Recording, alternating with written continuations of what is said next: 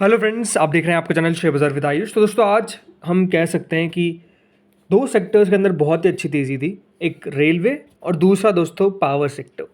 तो पावर में financing companies में आज बहुत बड़ा मूव देखने को मिला, जिसमें बात करते हैं अगर IREDA की, तो देखिए करीबन 246.50 पर जाकर बंद होता है। ऑलमोस्ट 248 का हाई, मतलब 250 रुपये के नज़दीक का हाई लगता हुआ नजर आया। 17.66 रुपीज़ की आज की तेज़ी थी। ऑलमोस्ट 7% एक दिन में बढ़ता हुआ नजर आया। और ऐसा नहीं था कि सिर्फ IREDA के अंदर तेज़ी थी, ऐसा नहीं है। हमको तेज़ी जो है वो डेफिनेटली PFC में भी देखने को मिली। ऑलमोस्ट स्टॉक 15.55 रुपीज़ यानी 3% तक बढ़ता हुआ नजर आया। और same goes with REC also.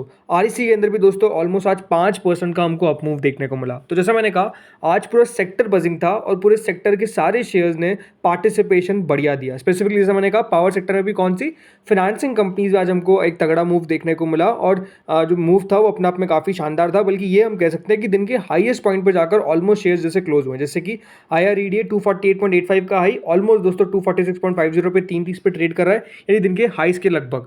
वहीं अगर मैं बात करता हूँ PFC की, तो PFC में जरूर हमको हाई से डिक्लाइन देखने को मिला। ऑलमोस्ट 559 का हाई था, बट स्टिल 550 के आसपास बंद हुआ। बट REC के अंदर भी ऑलमोस्ट दोस्तों दिन के हाईस के करीब ही हमको क्लोजिंग देखने को मिली। तो ये कह सकते हैं कि दोस्तों जो मूव है वो डेफिनेटली हो सकता है कि कल भी आपको कंटिन्यू रहता हुआ देखने को मिले, बिकॉज जो क्लोजिंग है वो अपने आप में शानदार है। ऑलमोस्ट की लेवल्स के आसपास जाकर शेयर्स बंद हुए, जैसे कि 600 रुपये के ऊपर आपको REC बंद होता हुआ नजर आ रहा है। जो IREDA है वो बिल्कुल 250 के नज़दीक बंद हो रहा है। एंड यहाँ पर भी 550 के नज़दीक, यानी PFC में भी 550 के नज़दीक ही हमको क्लोजिंग देखने को मिल रही है। तो जैसा मैंने कहा, की लेवल्स के आसपास हमको क्लोजिंग देखने को मिली। अब देखिए तेजी के पीछे की वजह क्या है, सबसे पहले हम ये समझते हैं। तो पहला और आखिरी रीज़न जो है वो डेफिनेटली सेम है, वो है दोस्तों बजट। जी हाँ, हम कह सकते हैं यहाँ पर अब सबसे इम्पॉर्टेंट जो एस्पेक्ट रहेगा, या फिर कह सकते हैं सबसे इम्पॉर्टेंट जो पॉइंट रहेगा, वो यही है कि बजट के अंदर क्या होता है। बजट के अंदर दोस्तों नो डाउट इस पूरे सेक्टर को लेकर बहुत पॉजिटिविटी की खबरें आ सकती है, यानी पॉजिटिव न्यूज़ आ सकती है। और कुछ खबरों के हिसाब से अगर मैं मान के चलूं, तो यहाँ पर क्या है, ahead of the union budget report suggest that the power sector is a priority for the government. The nation goals include achieving 500 gigawatts of renewable energy by FY30 and adding 85 gigawatt of thermal power capacity by FY32। ये दोस्तों economic times की report ने कहा है। यानी सबसे बढ़िया बात क्या है, यहाँ पे सरकार का फोकस और सरकार की प्रायोरिटी रहने वाला है दोस्तों पावर सेक्टर। ऑलमोस्ट 500 गीगावाट का टारगेट है सरकार का रिन्यूएबल एनर्जी के अंदर अचीव करना बाय FY30।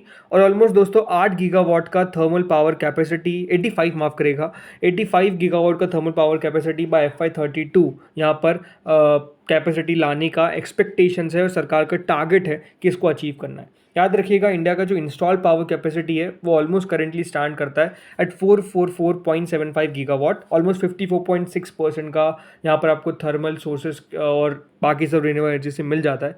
बट यहाँ पर एक्सपेक्टेशन यही है कि पूरे पावर सेक्टर के लिए सरकार बहुत कुछ लाएगी। नो डाउट देखिए कुछ प्रॉब्लम्स भी है। जैसे मेरे चैलेंजेस में क्या आता है, मेरे चैलेंजेस में ये आता है कि जो की इशू है, जो पावर सेक्टर को एड्रेस करना ज़रूरी है कि किस तरीके से कैपेसिटी को इंक्रीज़ किया जाए, क्योंकि जो राइजिंग डिमांड है उसको अचीव करना है और उसको पूरा देखें यहाँ पर हम कह सकते हैं फुलफिल करना है। इसलिए दोस्तों सरकार का फोकस है कि किस तरीके से एक्सपांशन, किस तरीके से इस पूरे सेक्टर को स्ट्रेंथन करे, ट्रांसमिशन नेटवर्क बढ़िया बिछाए। यहाँ पर हम कह सकते हैं कि सरकार का जो कंसर्न है वो ये है कि किस तरीके से pressing concern is to minimise lead times for adding thermal capacity and to ensure the timely provision of essential equipment, improving grid stability while reducing technology cost is vital, right? तो इसके ऊपर सरकार का फोकस है कि किस तरीके से पावर के ऊपर बढ़िया काम किया जाए, थर्मल पावर के ऊपर काम किया जाए। सरकार चाहती है कि सप्लाई चेन स्टेबिलिटी रहे, न्यू टेक्नोलॉजीज आए, क्योंकि जो इंटरिम बजट 2024 था उसके अंदर दोस्तों सरकार ने यहाँ पर पावर सेक्टर इनिशिएटिव्स के लिए, जिसमें रिन्यूएबल एनर्जी भी आ गई, ऑलमोस्ट 28,352 करोड़ एलोकेट किए थे, राइट?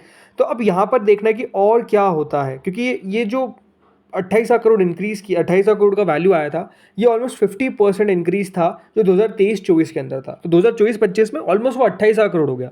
तो यहाँ पर अब जब फाइनल बजट निकल कर आएगा 23 जुलाई को, एक बात ध्यान रखिएगा जिनको नहीं पता तारीख, 23 जुलाई को हमारा बजट आने वाला है। और बजट के अंदर यही देखना है कि रिन्यूएबल एनर्जी के लिए, पावर सेक्टर के लिए कितना फोकस रहेगा। बिकॉज आपको पता है कि सरकार का, आपको पता है सोलर पैनल्स के ऊपर कितना फोकस है, राइट? जो PM योजना है, PM सोलर पैनल योजना है कि हर घर में यहाँ पर सोलर पैनल के ऊपर सरकार फोकस करेगी, मतलब ऑलमोस्ट 2 करोड़ घर। तो ये सारे जो चीज़ें हैं ना, इस सब के ऊपर सरकार देख रही है। और आप सिंपल सी बात है, देखिए सरकार जितना फोकस करेगी इन सेक्टर के ऊपर, बाजार भी उतना ही फोकस करेगा इन शेयर्स के ऊपर। इसलिए आपने देखा है कि पीएफसी, आरईसी, आईआरईडीए, इन सब के अंदर हुआ क्या, एक दमदार तेजी हमको देखने को मिली। ये वन वे आपको मूव दिखाते हुए नजर आए, थोड़ा बहुत जरूर ऊपर नीचे हुए बीच में, बट स्टिल आज अगर आप देखेंगे तो 5200 के हाइस पे सब शेयर्स खड़े हुए हैं। क्यों? बिकॉज जिस तरीके की एक्सपेक्टेशंस नहीं थी उससे ज़्यादा होता हुआ नजर आया। आप देख सकते हैं, तो upcoming budget needs to prioritise several crucial aspects to improve the power sector, ये रिपोर्ट कहती है। इसमें इनिशिएटिव्स के साथ साथ ये भी दे रहे हैं कि किस तरीके से इंसेंटिव्स प्रोवाइड करेंगे जो एनर्जी ट्रांसिशन टेक्नोलॉजीज़ है, किस तरीके से cleaner more efficient energy solutions लाएंगे, और इनमें किस तरीके से एफर्ट्स को कैप्चर करते हैं कि कार्बन को बहुत मिनिमाइज कर सकें, वहाँ उसके एमिशंस को बहुत कम कर सकें, राइट। तो अपने आप में ये है ही वैसे भी देखिए अपने आप में कैपिटल इंटेंसिव सेक्टर। इसीलिए जो कंपनी जैसे मैंने कहा आईआरईडीए, पीएफसी, आरईसी, इसके अलावा पावर कंपनीज में आप देख सकते हैं अडानी पावर में अलग ही तेज़ी देखने को मिल रही है, टाटा पावर बढ़िया करता हुआ देखने को मिल रहा है, ग्रीन एनर्जी के स्टॉक्स में बहुत बढ़िया तेज़ी हमको देखने को मिल रही है, राइट। तो ये बूमिंग सेक्टर है और पिछले 1-1.5 साल में तो अपने आप में मैसिव रिटर्न्स इन्वेस्टर्स को डिलीवर करे, जिसने रखा है उसका पैसा बना है, ये मैं साफ कह सकता हूँ, राइट। अब स्पेसिफिकली एक शेयर की बात करते हैं जो है दोस्तों आईआरईडीए। तो आज कुछ एनालिस्ट के यहाँ पर हम कह सकते हैं टारगेट्स भी निकल कर आए आज जिस तरीके से अपमूव दिखाया गया। तो यहाँ पे दोस्तों इंडिपेंडेंट मार्केट एनालिस्ट है जिनके द्वारा कहा गया कि जो स्टॉक है उसने अपने डिसाइसिव लेवल को पार किया है। और अब ऐसा लगता है कि क्योंकि एक अच्छा मूव आया तो ब्लू स्काई टेरिटरी, जिनको नहीं पता इसका मतलब क्या होता है, ब्लू स्काई टेरिटरी मतलब ये है कि स्टॉक के अंदर अब और भी तेज़ी बनती हुई नजर आएगी। उनका मानना है कि 200 रुपये के स्टॉप लॉस के साथ आप यहाँ पर बने रहिए। मॉडरेट रिस्क टेकर्स के लिए 214 रुपये का लेवल होगा, लेकिन उनका मानना है कि यहाँ पे 1 से 3 महीने की ट्रेडिंग टाइम के अंदर जो आईआरईडी है वो 265 से 270 रुपीज़ तक के टारगेट्स जो है वो बेसिकली दिखा सकता है।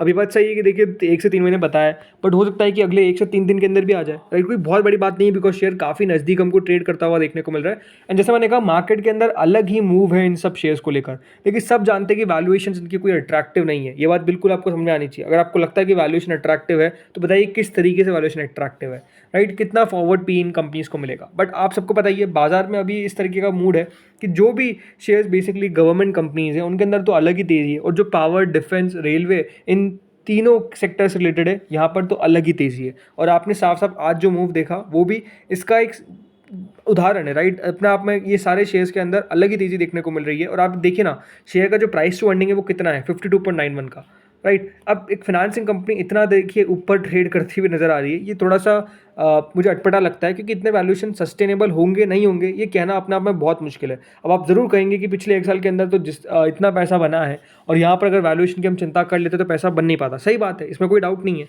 बट स्टिल ये बात ध्यान रखिएगा कि बाजार में जब भी कोई शॉक आएगा ना तो ये सारे शेयर्स आपको गिरते हुए नजर आएंगे। और इसका एग्जांपल आपने इलेक्शन के रिजल्ट के दिन देख लिया, बाजार में जैसे शॉक आया ये सारे शेयर देखिए धड़ाम से गिर गए। क्यों? बिकॉज ये वो शेयर्स है जिनमें सबसे ज़्यादा पैसा बना है, और जहाँ पर सबसे ज़्यादा पैसा बनेगा वहाँ पर भी याद रखिए गिरावट सबसे बड़ी आएगी। बट ये बात भी सही है कि रिकवरी भी उसके बाद जो आई वो अपने आप में बहुत ज़्यादा शानदार थी। एंड ये कह सकता हूँ कि नो वन एक्सपेक्टेड, राइट, कि इतनी बड़ी रिकवरी आएगी और ये अपने आप में आई। तो बाजार है, देखिए बाजार को समझना अपने आप में बहुत मुश्किल है और कोई समझ एक्यूरेटली सकता नहीं है। कभी भी बात ध्यान रखिएगा, कहीं ना कहीं तो हम हमेशा गलत होंगे ही होंगे, राइट। तो ये बात सही है। तो अभी तो जो ट्रेंड है वो इनके साथ है। बड़ी बात ध्यान रखिएगा, जब ट्रेंड उल्टा हो जाए तो आप भी उस ट्रेंड के साथ चलिएगा, क्योंकि अभी ट्रेंड इनके साथ है, बट जब ट्रेंड इनके विपरीत होगा तो विपरीत जाने में ही समझदारी रहेगी। बिकॉज ये बात ध्यान रखिएगा, यहाँ पर बहुत अच्छा मूव ऑलरेडी आ चुका है, तो कब मूव चेंज होता है ये बताने वाली बात नहीं है। इसलिए सबसे इंपॉर्टेंट क्या है आप लोगों के लिए, बजट से भी ज़्यादा इंपॉर्टेंट रहेगा दोस्तों इन सबके Q1 नंबर्स, राइट।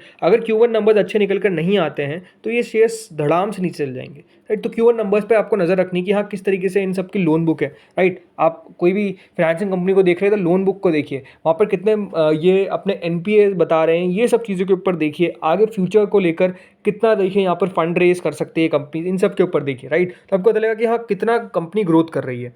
वहीं अगर मैं बात करता हूँ PFC को लेकर भी, तो नो डाउट एक बहुत अच्छा मूव आया है और यहाँ पर अगर वैल्यूएशन आप देखेंगे तो मोर कंफर्टेबल है, राइट। 9-10 का पी मिलता हुआ दिख रहा है। और अगर आप IREDA को देख रहे हैं तो अपने आप में वहाँ पर वैल्यूएशन बहुत ज़्यादा एक्सपेंसिव नजर आती है इनके कंपेरिजन में। इसीलिए अगर आपने पिछले 1 महीने में देखा है तो ये शेयर्स 13%, 6 महीने में ऑलमोस्ट 35% चलते रहते हैं। तो अच्छा मूव देखने को यहाँ पर भी मिला है और 1 साल में तो 200% तक की रिटर्न है। वहीं अगर REC की बात करता हूँ तो यहाँ पर भी वैल्यूएशन ऑलमोस्ट 10-11 के आसपास की पी पे ये शेयर आपको अवेलेबल है। बट यहाँ पर पिछले 1 महीने में 20% और लास्ट 6 महीने में ऑलमोस्ट 40% और पिछले 1 साल में ऑलमोस्ट 300% के रिटर्न हमको डिलीवर करते हुए नजर आए। तो ये सारे शेयर्स बहुत बढ़िया कर रहे हैं। अब ये देखना है कि यहाँ पर बजट में इन कंपनीज को लेकर क्या होता है। अब कोई टारगेट वारगेट नहीं है, क्योंकि देखिए कोई टारगेट बता नहीं सकते हैं, राइट, सिंपल सी बात है। बस ये बात सिंपल है कि देखिए अगर आपके पास अच्छी कंपनी है तो उसके अंदर बने रहिए। शॉक्स भी आएंगे, ये बात ध्यान रखिएगा, अभी बहुत अच्छा पीरियड चल रहा है, शॉक्स भी आएंगे, बट उसमें आपकी पावर टेस्ट होगी कि आप कितना इन कंपनीज को होल्ड कर सकते हैं। ये सबसे इंपॉर्टेंट बात है। फ्रेंड्स, इस वीडियो में तो इतना ही था। होपफुली आपको वीडियो बढ़िया लगा होगा। अगर लगा तो लाइक कर देना, चैनल से पहली बार जुड़े सब्सक्राइब कर देना। Thank you friends watching this video.